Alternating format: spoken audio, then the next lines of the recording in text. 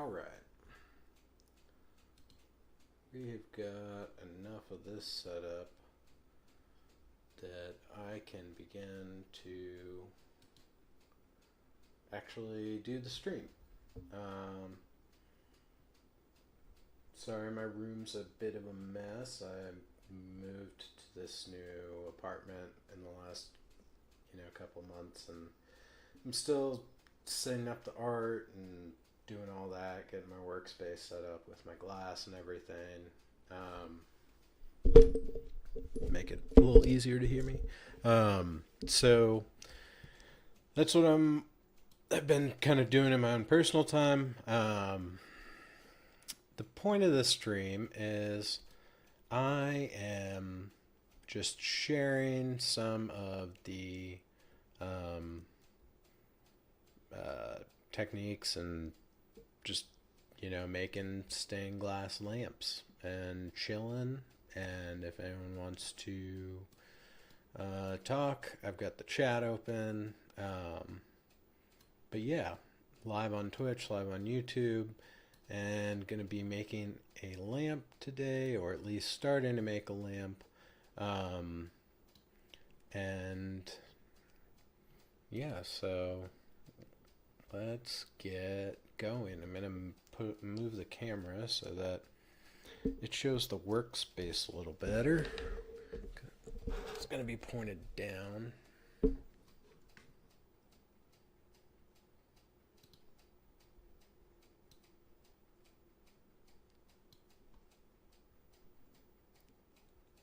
And just testing the video stream.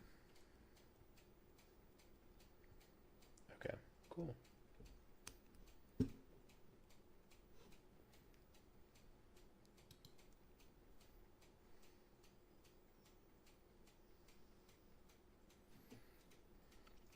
Okay.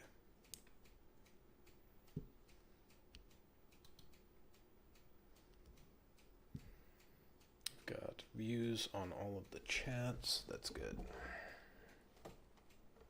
Now, let's see if I can get a convenient setup going for this without making y'all look at my crouch and stuff.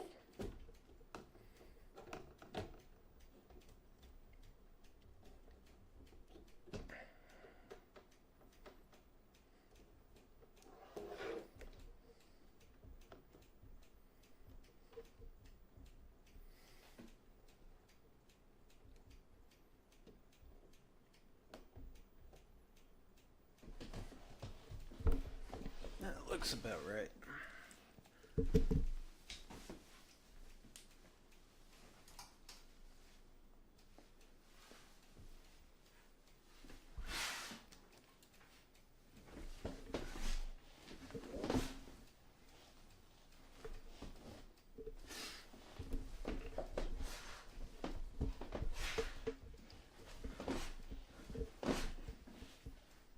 Move my chair like 500 times because I've got this folding chair that I'm using. That's the high level gamers that truly use that. Okay. Just move this baby. I know she takes up a lot of space, and I've got much smaller keyboards and more compact keyboards that work well with the space, but I'm partial to the Model M. It just sounds right, it feels right. Yeah, okay.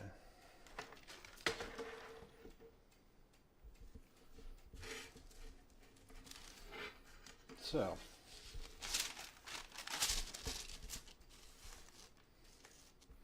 here I have got an old book of patterns that my grandfather got, and just going through, and I've picked out a pattern. Well, I guess I should go back a step. So, first step first, I found myself a stand, a base for the lamp to sit on. You can see here we got a really interesting pineapple, and it's got a really heavy base, which is great. That's something I look for in the lamp bases because that just helps with the overall stability. You got to remember the glass and solder all weighs a significant bit, so yeah. But yeah, picking out the base first helps because then we can take that base and use it as an inspiration for the pattern and the colors that we use in the pattern. So I'm going to be doing this pineapple one. Now you can find patterns online, you can find patterns all kinds of places, but I'm fortunate in that my grandfather gave me a bunch of his old pattern books, and so this is one of them, Classics 3. Basically just has like different designs for lamps, kind of shows you previews of like what the different patterns will look like.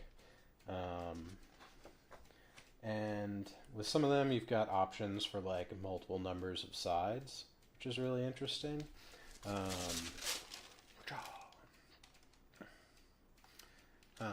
But we're not going to be doing one of those today. We're going to be doing, there will be multiple sides, but we're not doing one that's adjustable like that. We're going to be doing this one, the full size pattern number 26. It's got a bottom bit and it's got a top bit. I think that flaring top bit is going to help it kind of, you know, look pineapple-y.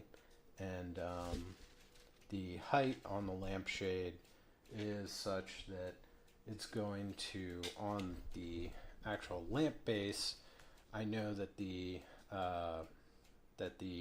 lampshade will come down, you know, about to where the top of the pineapple leaves start. So that should work out really nicely. Excited to see how that works out, but we got a ways to go before we get there.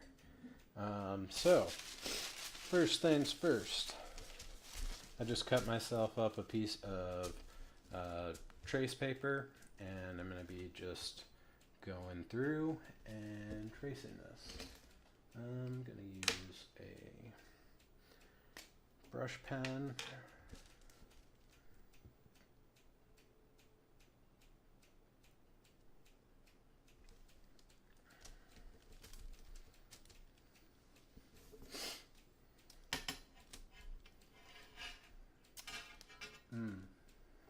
I should have taped this down first. Let me grab some packing tape. Taping it down over the piece of paper can help because this paper can be really like flimsy and thin. This is a first step. We'll move it on to a stronger paper, stronger weight paper, and then actually pull the pattern or draw the patterns onto the glass from there. So I'm gonna find some tape real quick.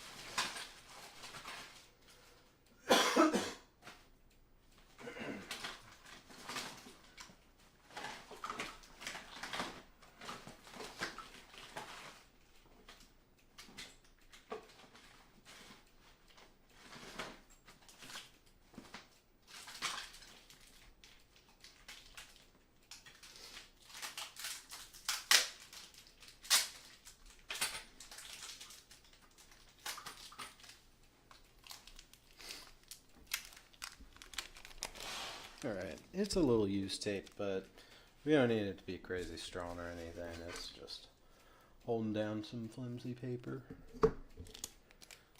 Dun, dun, dun.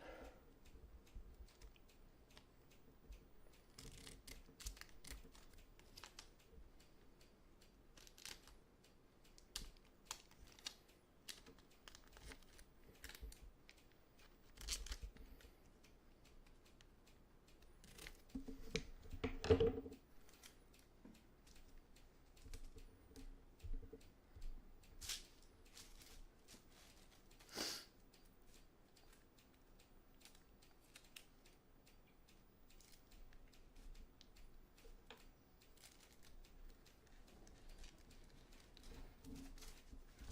have done this before I started, but you know, with how life has been as of late, it's good that I'm creating anything at all.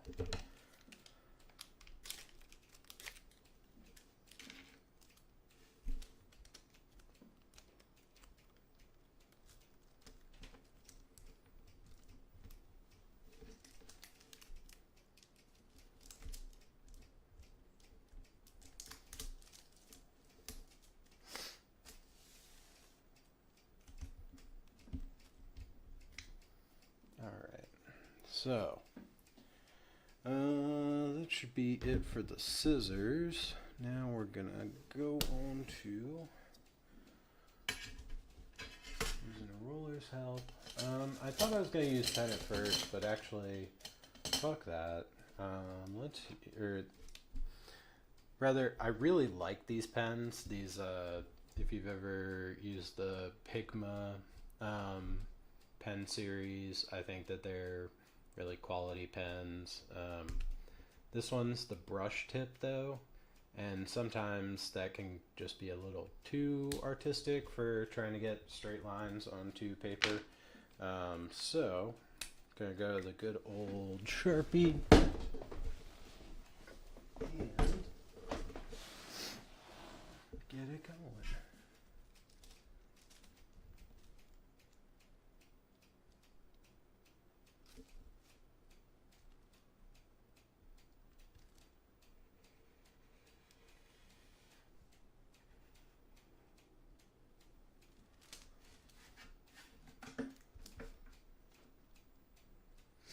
I find it's cool with the ruler when you're doing the straight lines to kind of do all the lines that are parallel and just go across the page.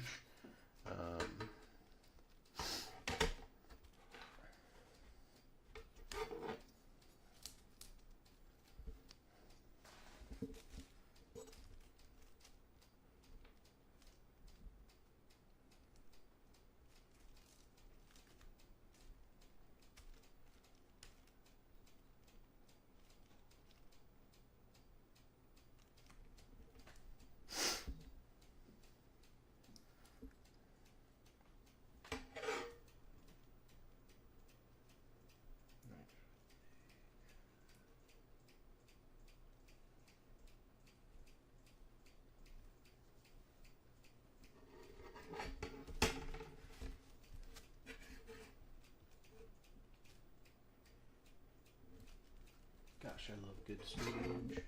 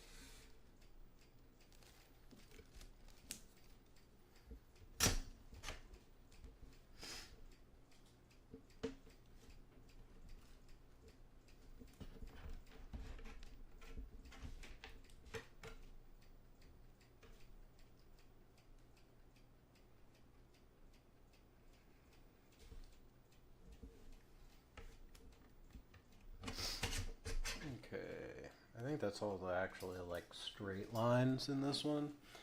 From here I'm just gonna freehand all the curves and everything.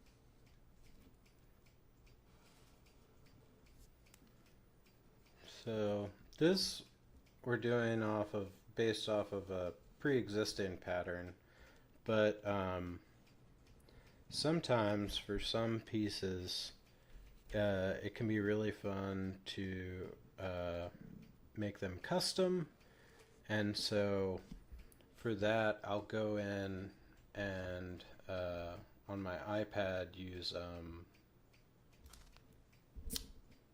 what's the name of that?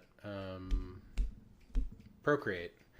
I'll use Procreate to make these patterns, which is really cool because then I can kind of like use the layering within Procreate to make some really unique stuff and bring in elements that like I as a personal artist like probably couldn't do otherwise. There's just an aspect of getting to play around with the visualization of everything and move the really funky modifications in real time that is really awesome. Okay, cool. So we got our nice piece of tracing paper here. Matches the pattern. So now we need to get this tracing paper onto two things. We need to get this tracing paper onto a thicker stock paper, and then when we cut these pieces, we need to use there's some special scissors that help kind of account for the solder in the piece, and they're really interesting because they actually like cut out a strip of the paper from the piece, which it's a really cool thing. There's so many different unique little tools in these sorts of arts and crafts hobbies. As you do more of them and get into get in deeper with them, you start to see how different crafts can have nearly an infinite number of like different tools to meet their needs. Okay.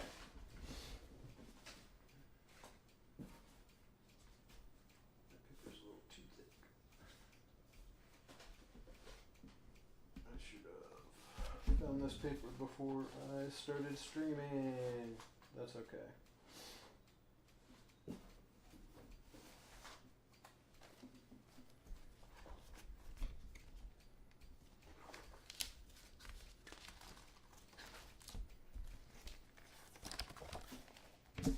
Okay, so we want to get these onto here. Oh shit! Yeah, let's also. I forgot about this aspect. So you'll notice that on each of these, it's got a little A, B, or C, and that basically is designating the different color types. So I've already picked out the colors, but I like to go through here and just write numbers as well to designate them distinctly so they each have a unique identifier. I just find it to be a lot easier when you're trying to sort out the pieces of glass that you've actually cut.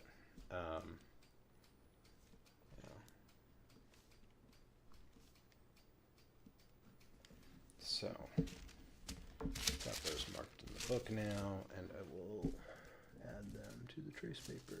Well, yeah, because I need to cut it apart. A1, A2.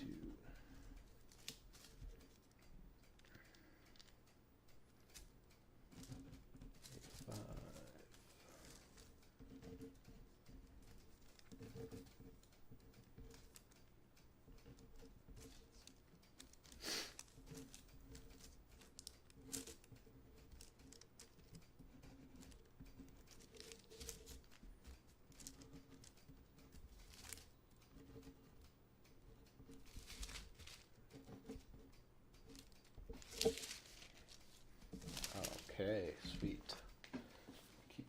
just in case I need it as a guide.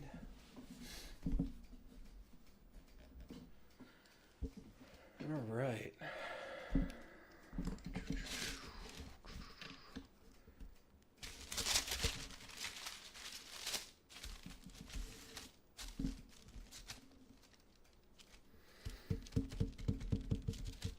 I feel like I did this differently last time.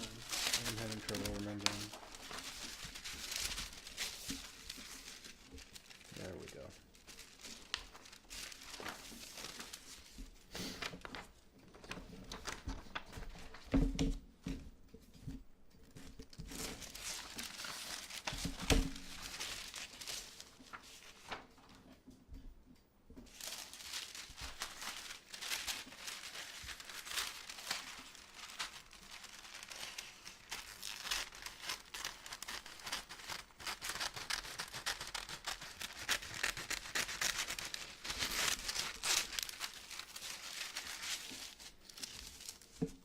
Heck yeah.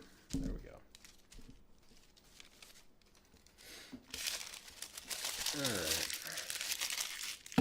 Go get the other scissors.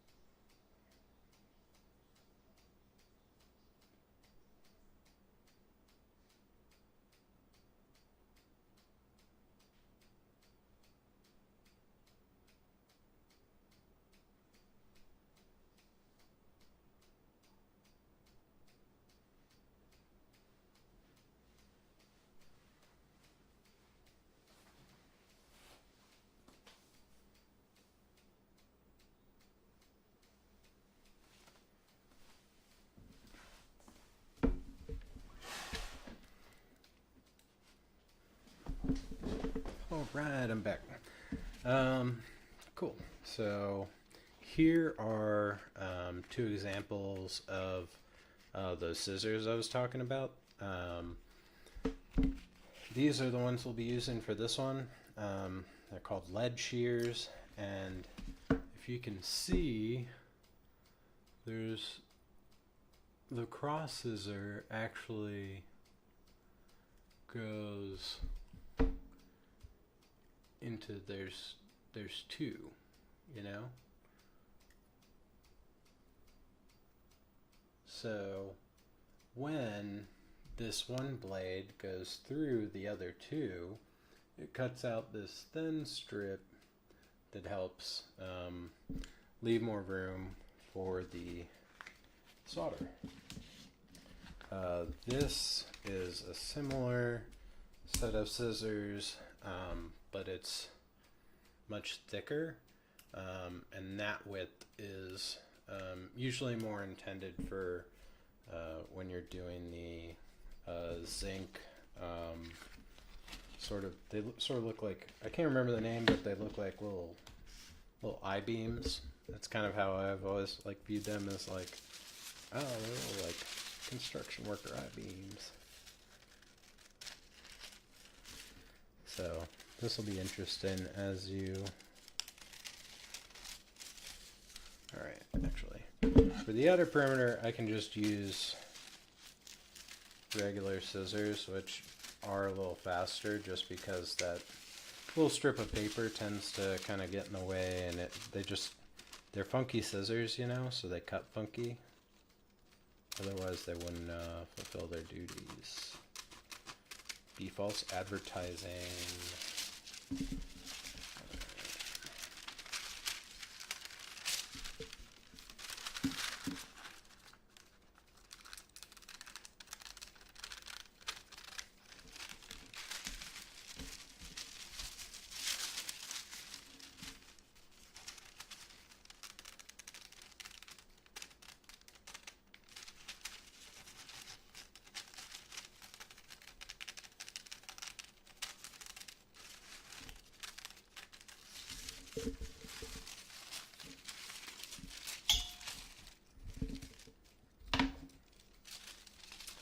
Only use these normal scissors for the outside perimeter, though. For the interior cuts, that's where it's important that we do the lead shear portion.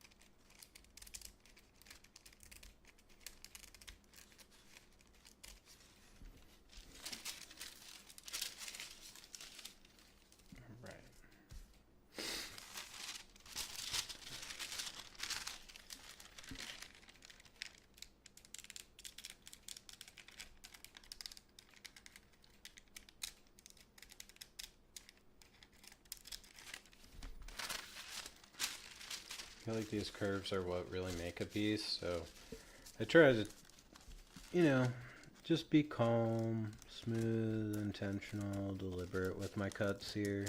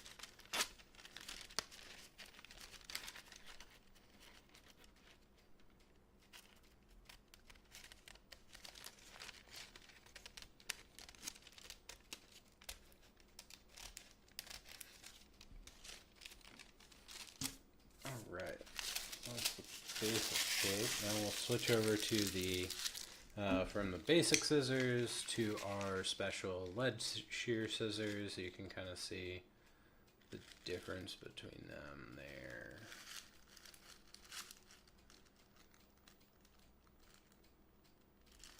Yeah.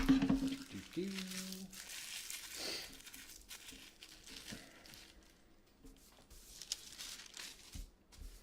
So basically, I'm going on to this slightly thicker sketch paper from the trace paper, just because when I'm laying it on the glass, I like the feel of it more. I like the way that it works out generally.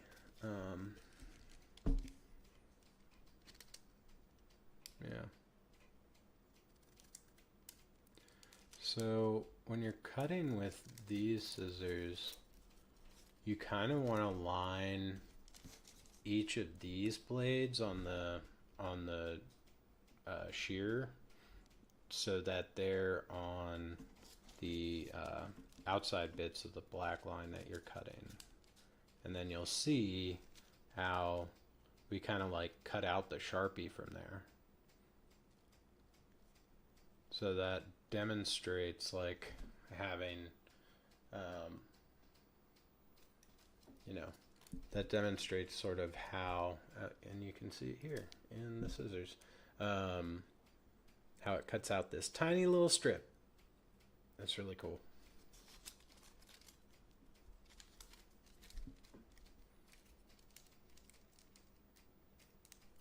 Make sure that's clean.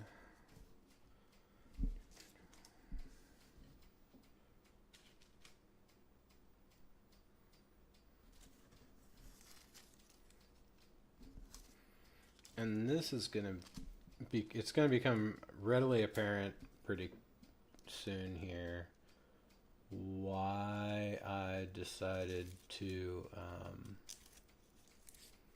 write make sure that there's unique identifiers on all these, because once you get these individual pieces all cut up, it is like a pain in the ass to try and figure out what goes where if you don't have them labeled.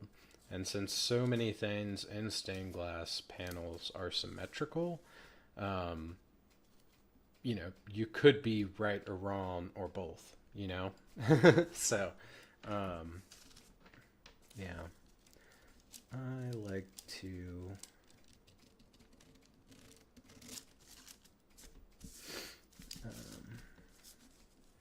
just make sure I'm certain in which piece I'm referring to. Because it doesn't matter so much on the pieces of paper, but once we actually put it onto the glass, you're locked into a side, because the way that glass is made, each side of the glass has sort of a different texture to it. One of them, that the glass was kind of like poured onto and allowed to cool, is basically like a table sort of surface usually, and that part gets flatter because you've got all the glass sort of like pushing down on it, and then as the top cools at different rates, you sort of get more waviness over the top surface of the glass. So that has a pretty big impact and is something that you need to plan on and focus on when you're doing well, actually like pretty much all of this, just because the textures of the glass can really impact a piece, and so if you're going for a certain sort of effect or feeling, that can be a crucial part of successfully achieving it. Isn't that so cool? Like, it literally just pulls out that little black line. It's wild.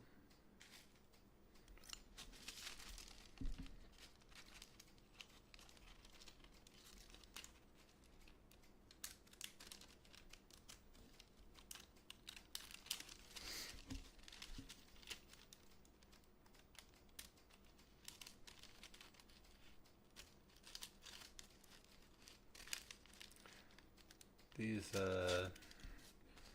lead shear scissors, though, they really prefer like large cuts.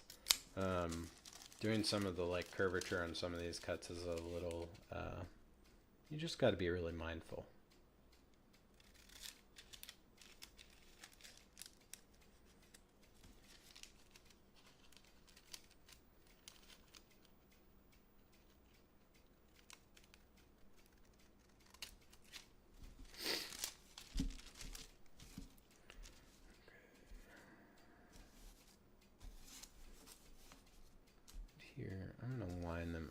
numerically. A3. That way, they correspond to their color. So for the colors on this, I picked out, since this pattern recommends 3 colors, and I kind of wanted to, there's this thing with a lot of stained glass where they sort of like, I don't know, more esoterically, or like, maybe esoteric's the wrong word, but like, it's impressionistic, I guess, where, you know, it's raw shapes and colors that are meant to sort of mimic or bring more of a feeling than an actual like appearance of a thing. So I think it'll be cool to incorporate pineapple colors into it in a way that kind of matches the way a pineapple looks.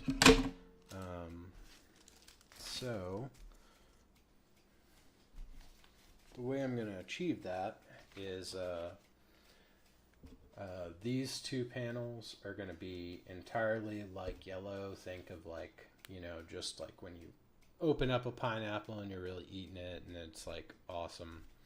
The B ones are going to all be browns, but I'm going to use different browns on the odds versus the evens. Just one, because like I have a limited amount of brown glass, and 2, I think it'll look a little better to have that difference in shades of brown, and kind of more stylistically align with what I'm looking for to play out with the lamp. Because the base itself has a lot of like sort of tiki brown tones.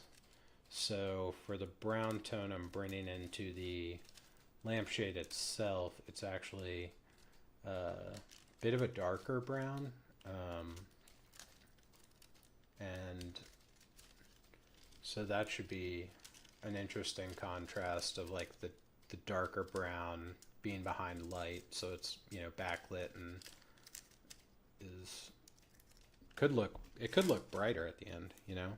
I don't know, it'll just be an interesting thing. We gotta go through and see what happens.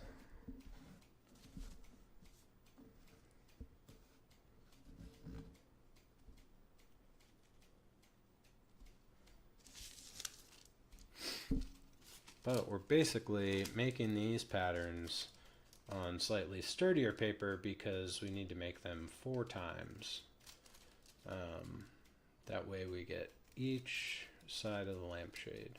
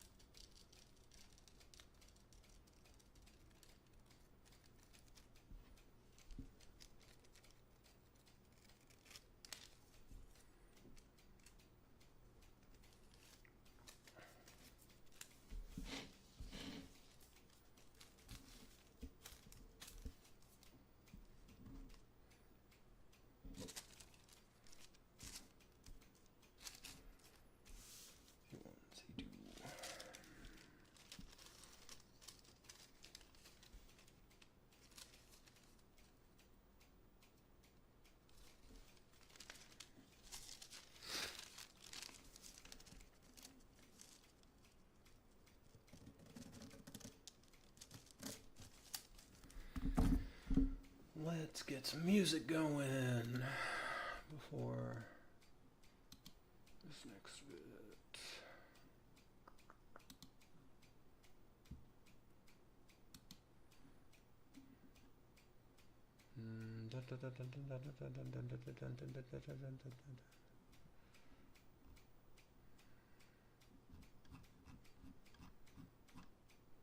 I do this thing where I like re-listen to music like a lot, and these last few weeks I haven't really been in like a find new music mood. When I open my like songs, I tend to like re-listen to a lot of the same shit. So Now that I'm on my desktop, I'm gonna go ahead and dig through the records a little deeper.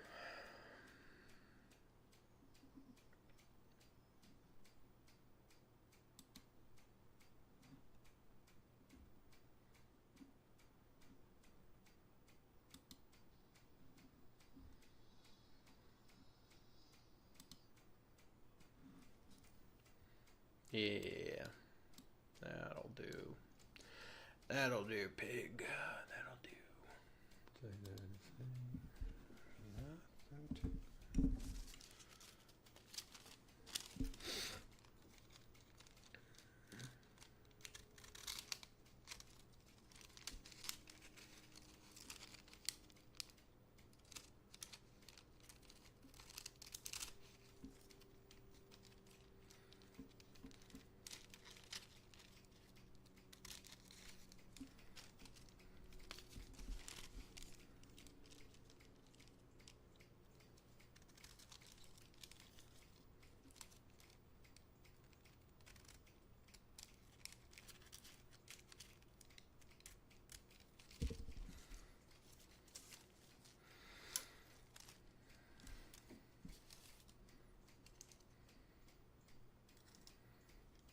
So, I'll be doing a bit more of this crafting and streaming more consistently just because I'm trying to figure out alternative revenue streams.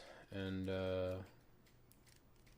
even with a decade, more like 12 years of experience in computer engineering, IT infrastructure, data analysis, even with all that, I have been unable to find a job for months and months. And it's bullshit.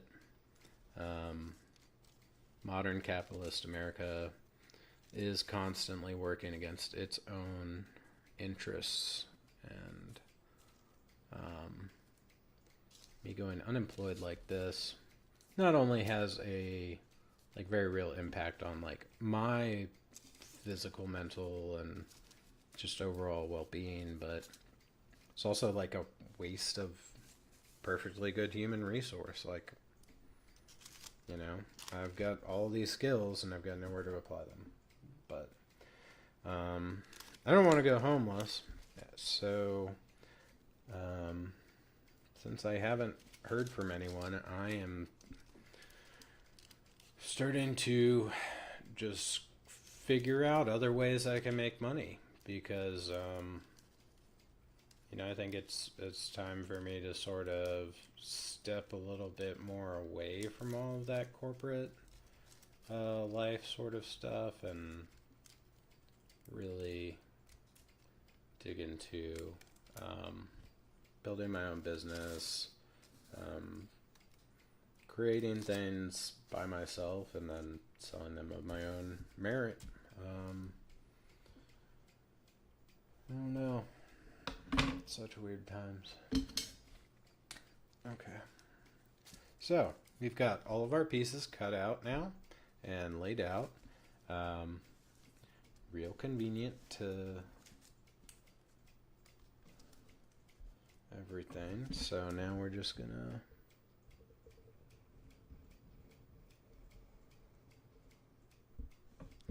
and the cool thing about this is you can pretty confidently just draw on so basically when we cut out the sides with those lead shears, there's almost like a shadow of the previous Sharpie mark. And so you can kind of just start by covering it. And then some of it will get onto the trace paper, but you'll get a tight line that's tight on the inside, which is the part that matters. So we're going to be cutting to that. Alright. So this is a C3.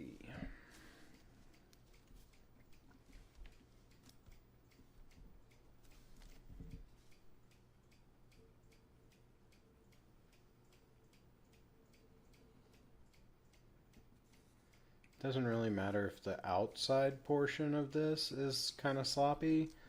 What matters to me is getting clear definition on the border of the trace paper and the Sharpie, so I can kind of be as true to the trace paper as possible.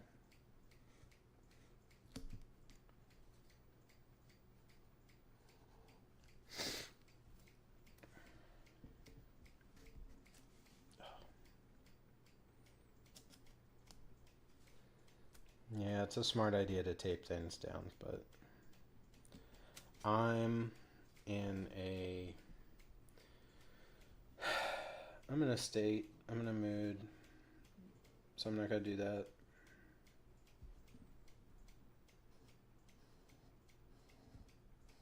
It's kind of emblematic of the shooting myself in the foot that I've kind of been doing.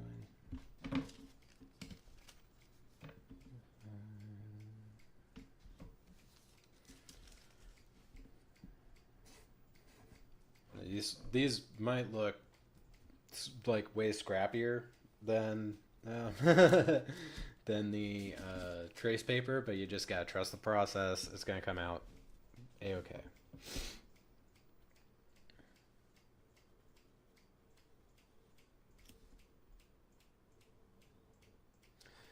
And I do this method because I mean I am like dead broke, right? Like I'm, a few breaths away from homelessness, and I've been stealing food from grocery stores for weeks.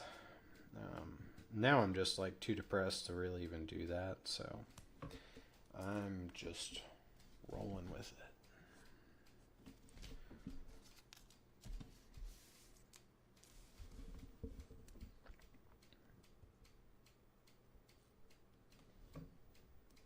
This one I gotta be really careful because I accidentally nicked one of the corners.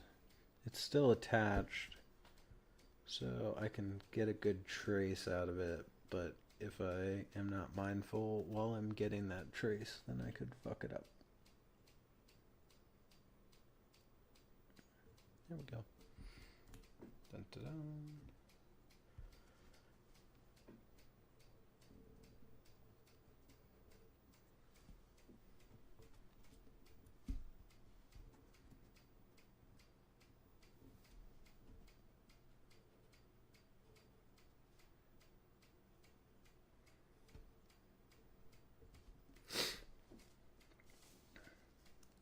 I know you might be thinking to yourself, but Brisket, if you are so dead broke, like why are you making all this glass? Like how are you able to afford all that?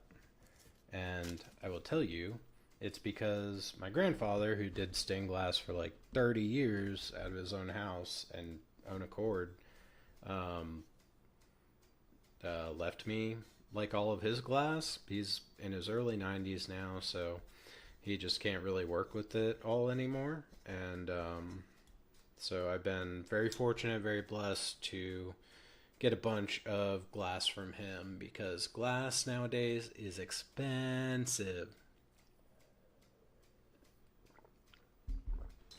I was looking at price tags on some of my grandfather's stained glass that he bought from the store. It's just like the flat panels.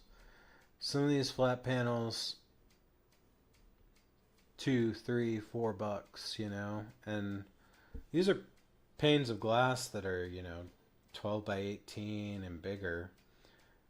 And nowadays, if you try and buy one of those from a store, there's no way you're walking out without paying at least $20.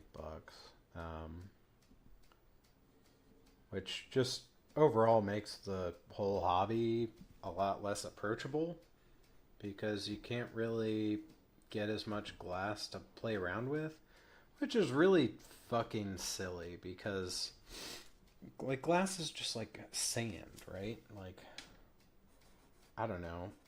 It's not like we're utilizing precious resources to like make glass. it's not like pearls or some bullshit. And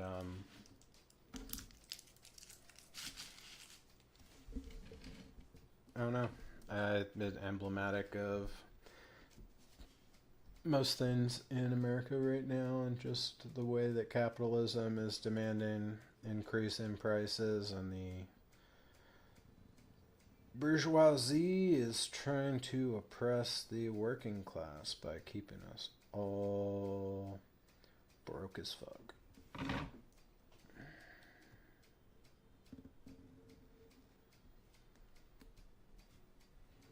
But I can outsmart the banks.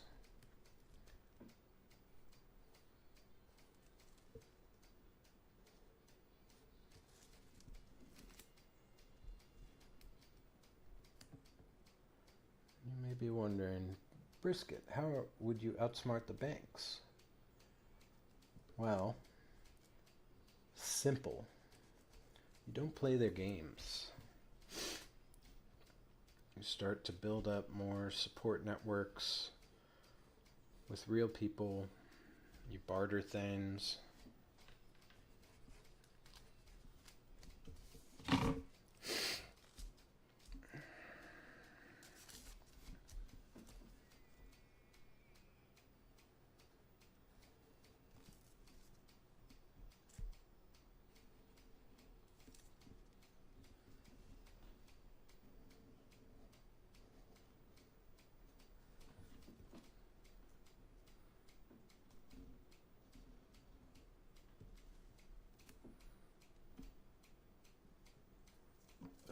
Here's the tricky part.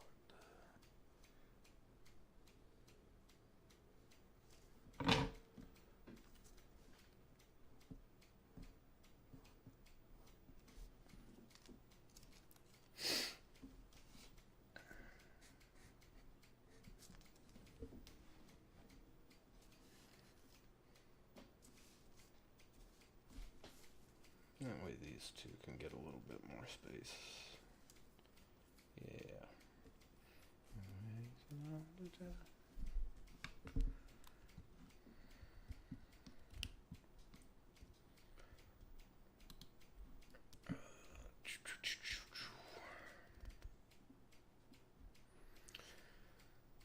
In my years of working IT, I've been quite paranoid about social media and other things like that, and surveillance state stuff, but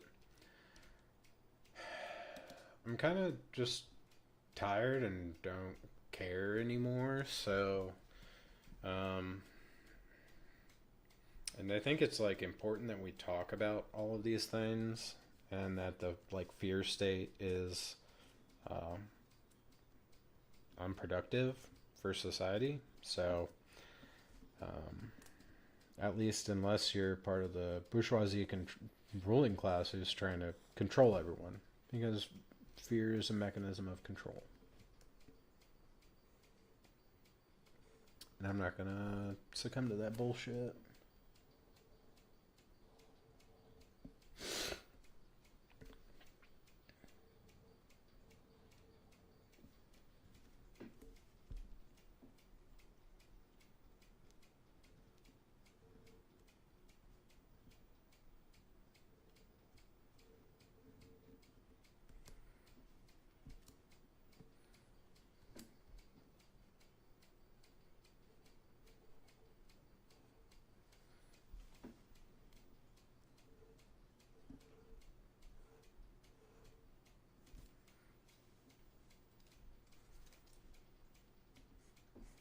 The club and you think I'm a punk, so I go to my loaded clip 9 that's up in the trunk. Dude, something that blew my mind that I found out the other day, figured out the other day, is that fucking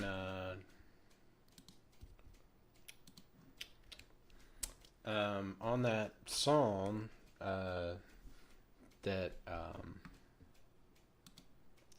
on Never Scared by Bone Crusher, I didn't realize that Killer Mike featured a verse in that And I fucking love Killer Mike. So it's really, I don't know, it's just really cool.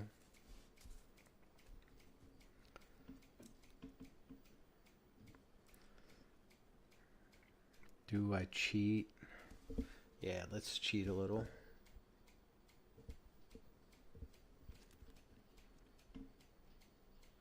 No, I don't trust that.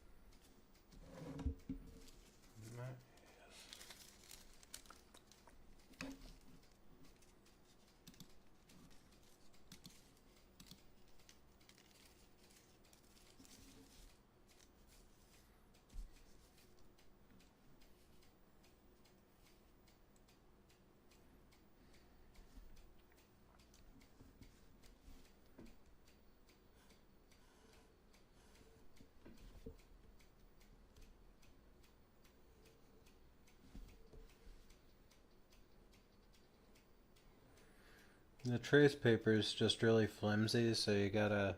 I find it's helpful to kind of sort of like press it down. Um, oh, that's what I was talking about before. Um, so I use this trace paper method because it's like what my grandfather taught me, and it's what I have available on hand, materials wise.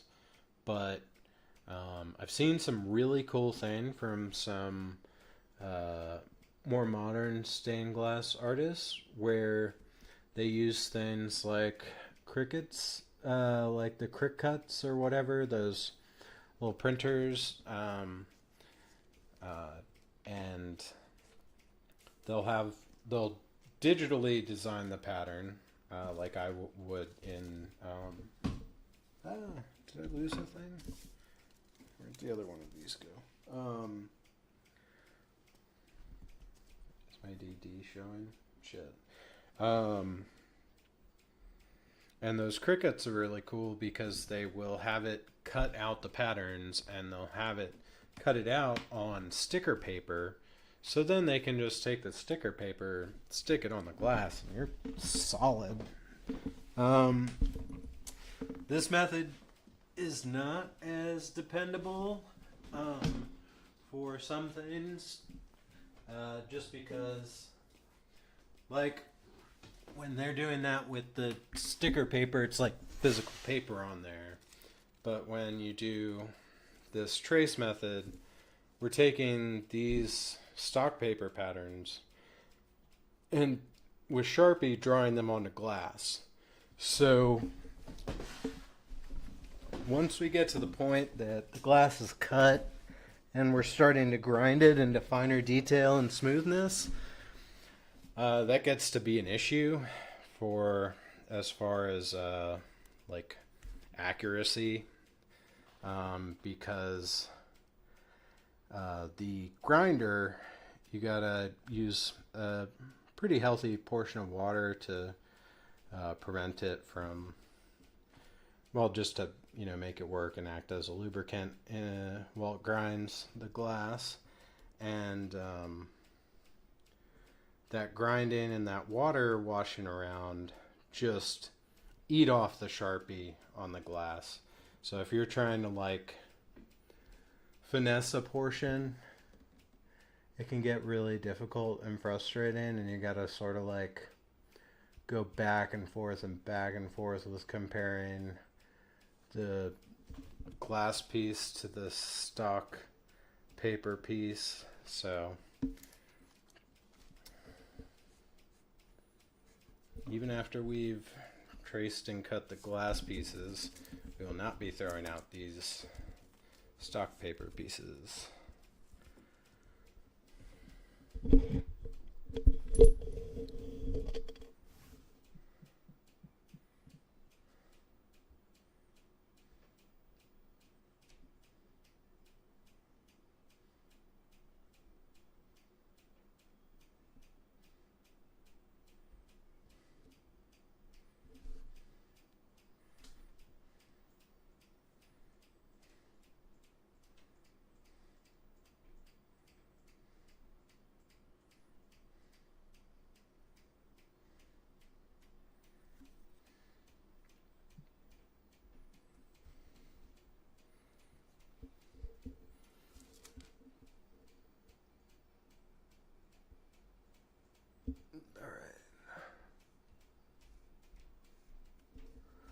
And these long stretches love to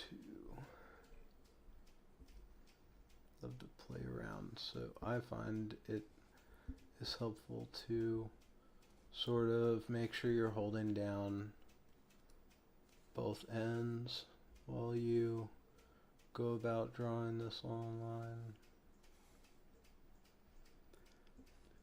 Become someone new. Here before, been here with you. You're someone else, someone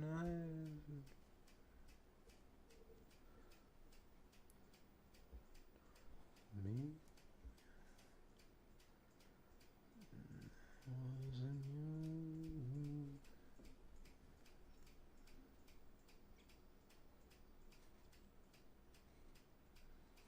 Sunny out there, but I'm freezing. Sunny out there, yours. Just a gift, but I hate this. Find me another blue slip, strong enough so I beat this. Giving a fuck isn't easy. I end up till I'm wheezing.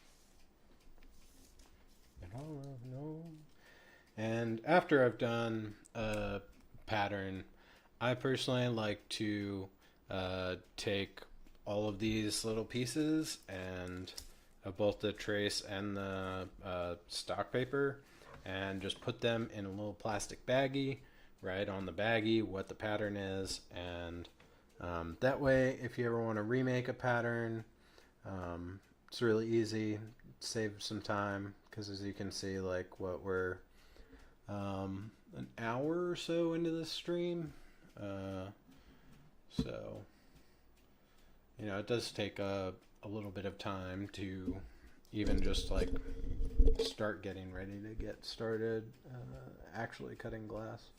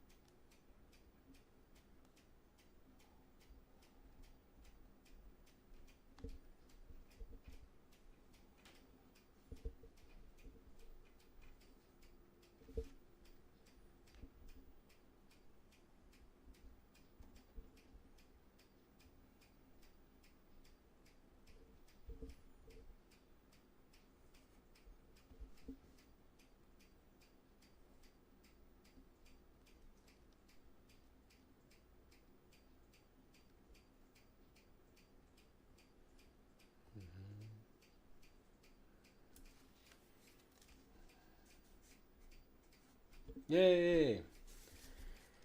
Truth be told, I don't like that part because the flimsy paper is just kind of a pain in the ass to deal with. Let's take all these and put them between some pieces of paper. Come back to these.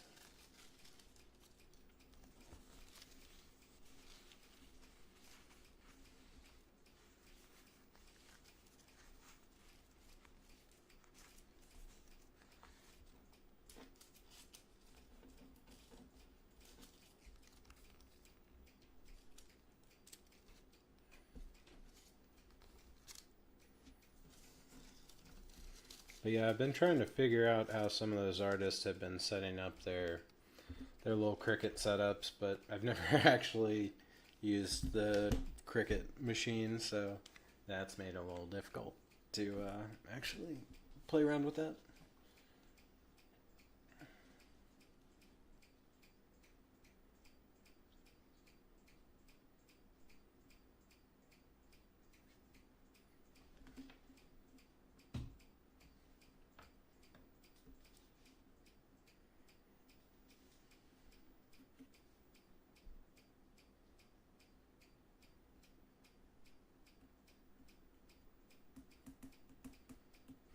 It's cool that this pattern book sort of it provides on this some metrics that kind of help us get equipment and start to visualize everything, especially with regards to how it's going to connect to the lamp. That's what the harp lease cap is about. I guess we'll leave this open. Oh, we can throw it over here.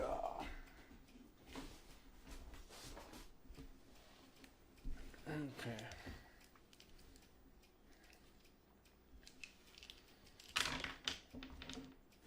Now we're back to scissor duty.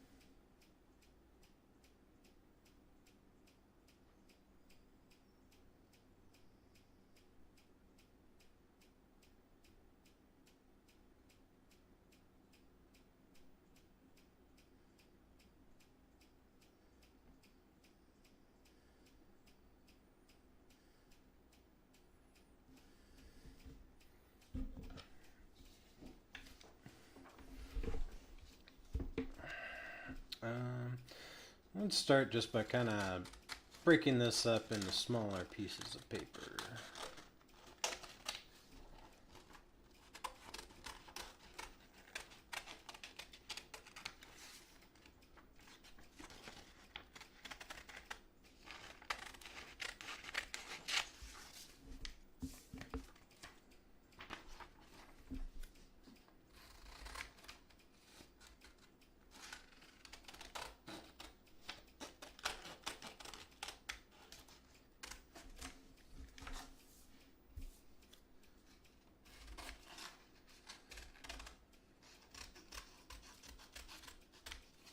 This will just be less obnoxious to cut with.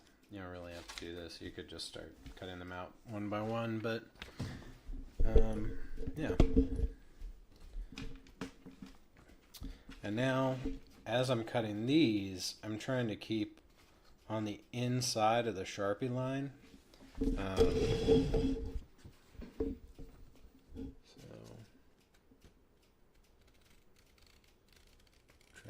fairly accurate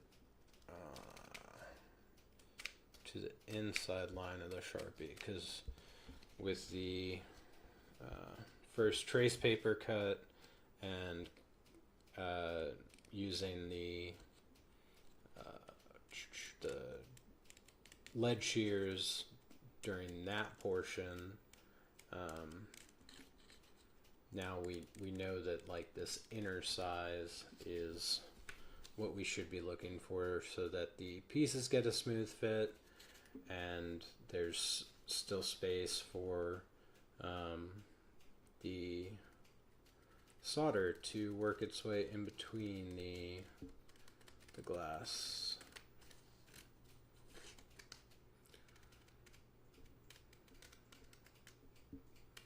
The style of glass that I do is called Tiffany style, as in like the Tiffany company, and it's one of the, I think, more like go-to or popular sort of methods, but there's some really interesting ways that people work with stained glass.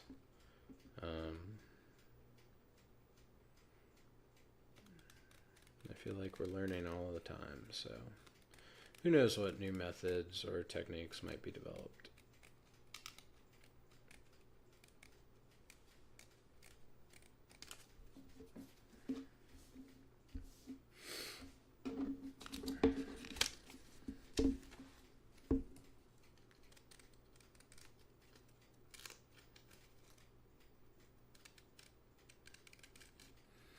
Sometimes on other patterns where there's smaller segments and smaller pieces, I will tend to, during various points like this stage, basically anything where I'm not using the lead shears to cut, which also, all my damn scissors are like universal, you know what I mean? There's no left or right hand.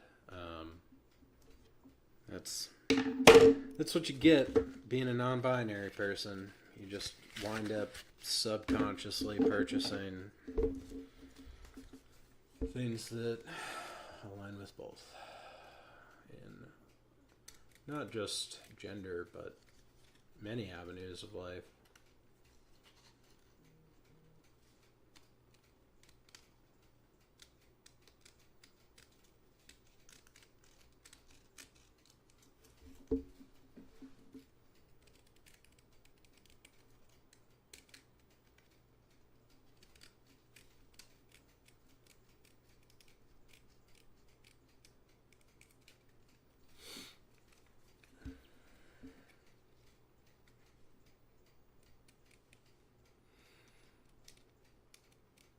And for some of these outer curves, just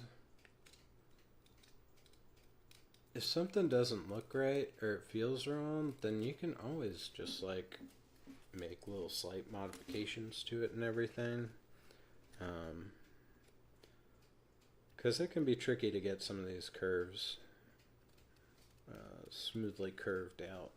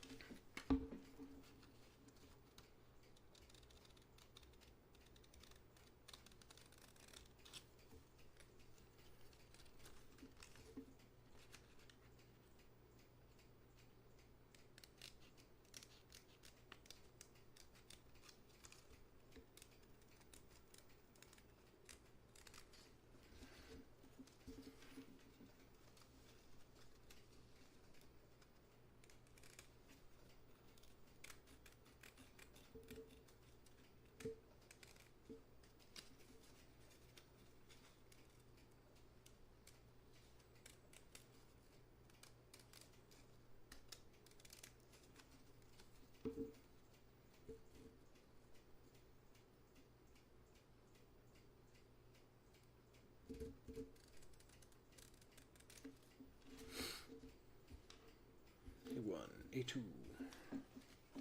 AU.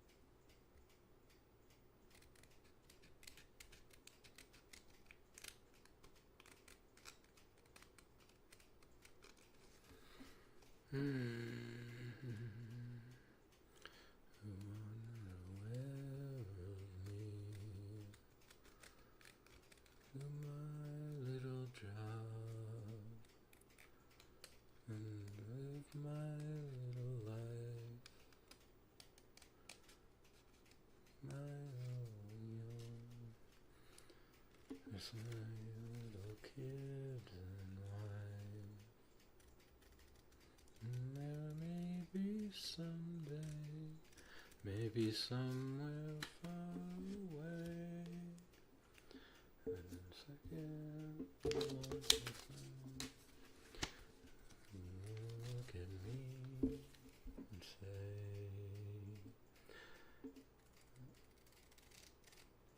I know you.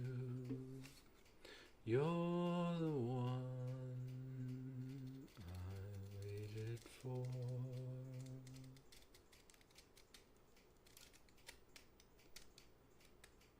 Let's have some fun.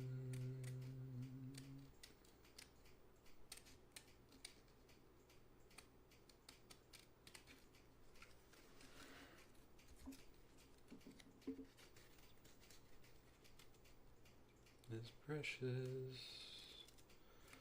Every minute and more precious with you in it.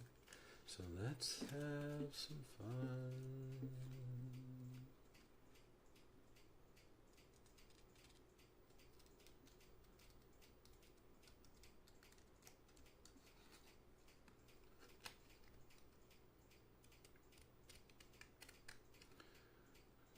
Take a road trip way out west.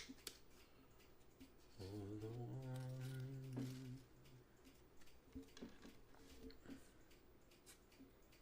So you can see here is a good example of how over here I kind of I didn't really agree with the curvature that I was seeing come out if I followed the inside Sharpie line.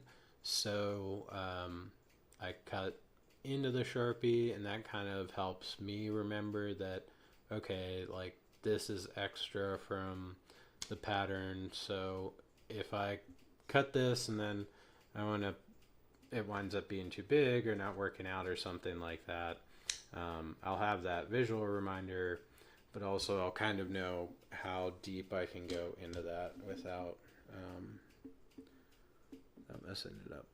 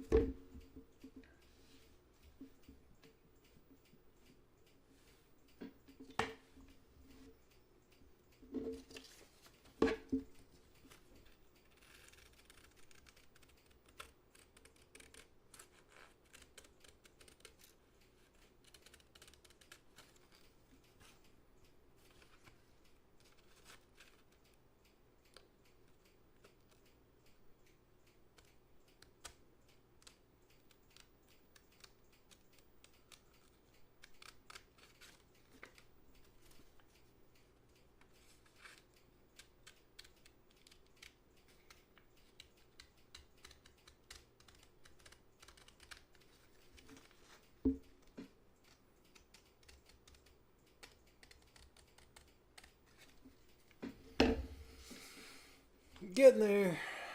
Dun, dun, dun, dun, dun, dun, dun, dun.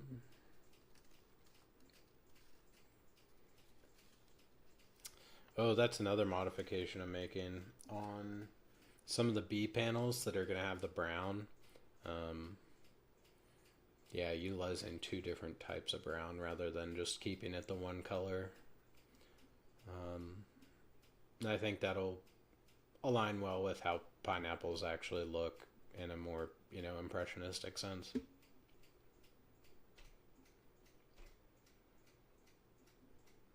'Cause that's the important part of impressionism is getting it dead accurate. You can't miss any details.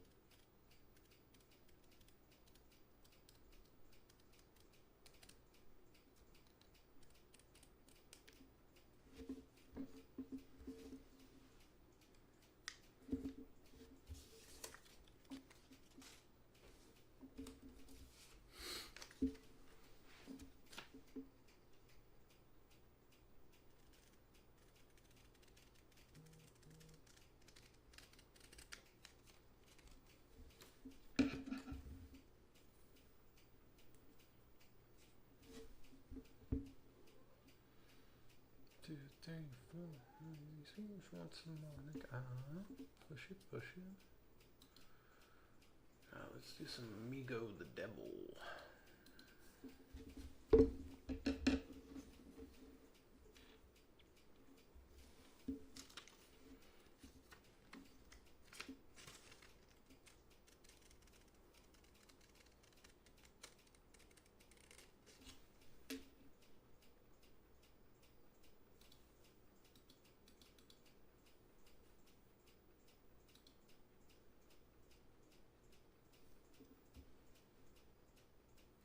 Inside the man that I am, the man I wanna be.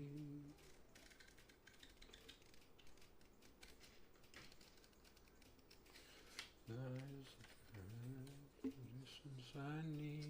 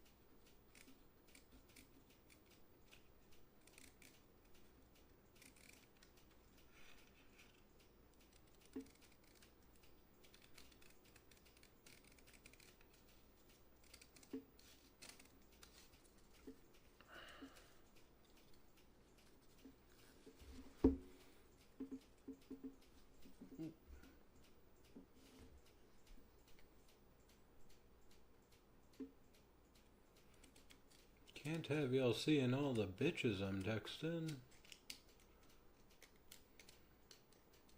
It's me. I'm texting myself. I'm the bitch.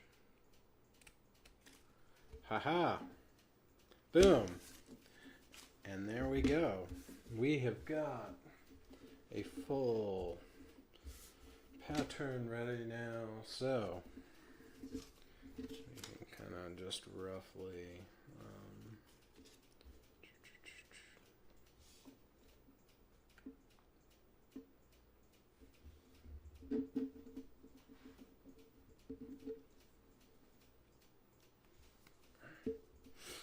that's part of the top crown.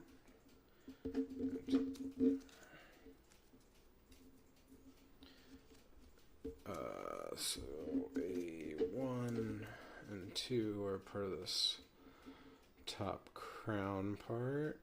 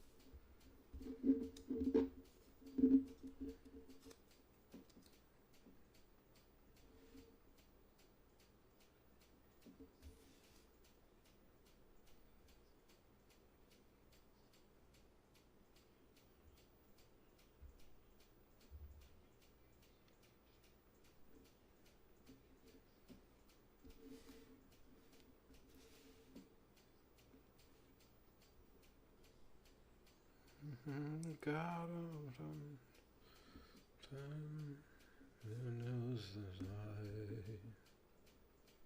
I will find again. So another line.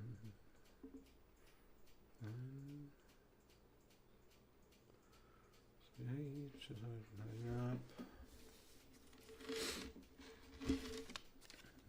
Oh, and it's mud.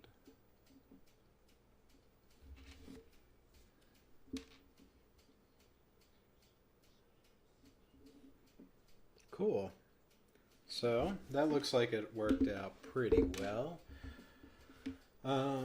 Gonna take a pause here to go ahead and take care of just household stuff, refill my water, and bio break sort of thing, and then I'll restart the stream here in a little bit to and we can start getting these patterns on glass and then start cutting them up. All right. I look forward to seeing you bros in a little bit.